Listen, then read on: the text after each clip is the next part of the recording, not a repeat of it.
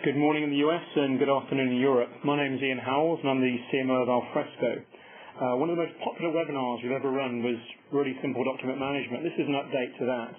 And it's very topical. I was at a top 10 investment bank last week, and one of their core initiatives was to replace the shared file drive so they could improve how they manage documents, but also the auditing, version control and compliance around those documents. What's interesting is people have been trying to do that since the early 90s, but still today, most people will recognize that only 5 to 10% of people in any major enterprise actually use enterprise content management. And the dominant tool that's used for content management today is the shared file drive. And that's the kind of issues we're going to be reflecting upon today, is how can you keep that shared file drive interface, but roll it out and make it simple enough to use by tens of thousands of people. So the feedback we've had about webinars is people want us to focus on the product. So today we'll really discuss simple document management, then we'll demonstrate document management, and we'll do a Q&A at the end as well.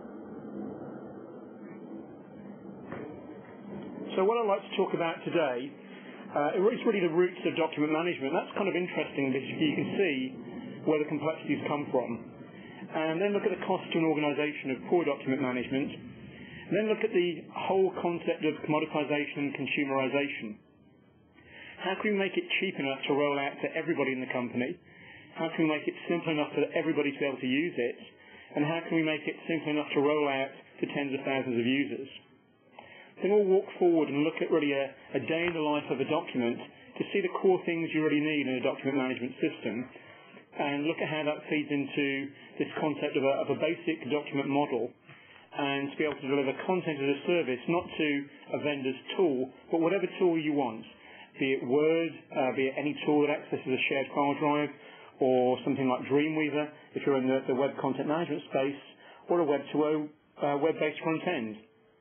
And then we'll look at how we've worked out Alfresco to make this whole concept of really simple document management so you can really replace your shared file drive with something that looks exactly the same. So when you look at where document management came from, and I was working at Documenta in the early 90s, and these are many of the terms that were used, and the roots of it was documents tended to be stored in a large room called a document vault with librarians or security guards at the door. And if you wanted to see a document, you went to the door and you had to sign a book and check it out. Then when you took it back, you signed a book to check it in. So a lot of the complexity around document management is because it comes from back office usage, and it uses very old back office language. The real issue really is the mass of users don't care about that. They really live in the front office. And if you look at what front office workers do, 80% of the knowledge in a company is stored in content. And part of the problem is that's growing conservatively at about 75% a year. And knowledge workers spend 30 to 40% of their time on document-related tasks. So what's critical is how do we make these front office knowledge workers more productive, not less productive as the amount of volume of content goes up. So most of the people we speak to, we've been working in this space since the early 90s, kind of recognize this, that most knowledge workers don't use content management. It's typically 5 to 10% in any organization. And if you have a collaborative corporate portal, it's still very low, 16%. Really, the most dominant, most successful content management system in the world is a shared file drive, and it's typically supplemented with email. And if you look at the ECM suites that came out of the 1990s, most people would say, well, really, we've used them in some very high-value applications or some highly compliant areas, but really they're too expensive to roll out to everybody. But cost aside, they tend to be too difficult for everybody to use, and they're difficult to roll out, integrate to existing systems, and very difficult to scale to tens of thousands of users, typically across maybe New York and London. They're also difficult to develop content applications. Very often in the pharmaceutical arena, you'll see a new drug submission application or a standard operating systems, standard operating procedures application, but they're very few because it's so expensive and hard to develop an application that there are thousands of other small applications that people want that just don't get developed because they're too expensive and too difficult to do. Also, most of these systems are very proprietary. Oracle exploded in the late 80s and early 90s. We saw standards around SQL. There's no standard SQL for content. And because they're very proprietary, it means you can't put applications between different content management systems. And they're actually very difficult to integrate into other applications as well. So what's interesting is, given the fact that since the early 90s, we've been trying to solve the document management problem as an industry. This is an Accenture study from January 2007. And, many studies will give you pretty much the same results. But it's, 45% of users said they couldn't find documents or relevant content about another part of the company. And people spend on average 2 hours a day searching for information. Just jump to a separate point. They actually found it easier to find information on competitors than about other parts of their own company. So really it's easy to go out of the web and do a search than to search on content internally. The classic problem which drives people mad is, even if you find it, suddenly you find a document and there's 4 versions with the same name.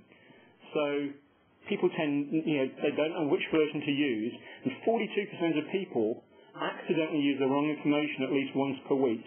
And the implications of that can be massive if you're in a financial services organisation or a manufacturing organisation. The other thing is, not only can you not find it, but you get bombarded with new information, and 50% of people said the information wasn't valuable that they got.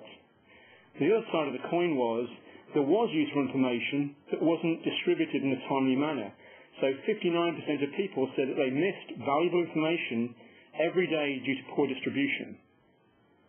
The other thing that's changed as well, and on the web you go and do a search in Google, and it goes across hundreds of different websites. And in everyday work, people have similar kind of challenges in that you can't go to one repository and find all the documents you need.